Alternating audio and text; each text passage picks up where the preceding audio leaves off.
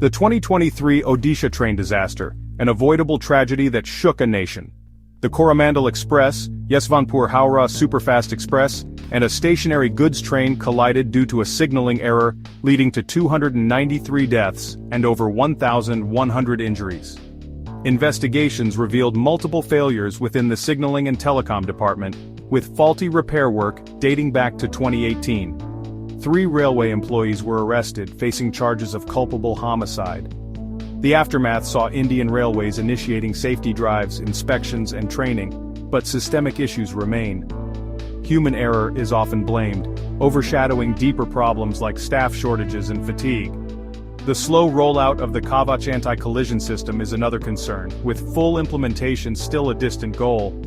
The Odisha train disaster is a stark reminder of the urgent need for comprehensive reforms in Indian railways.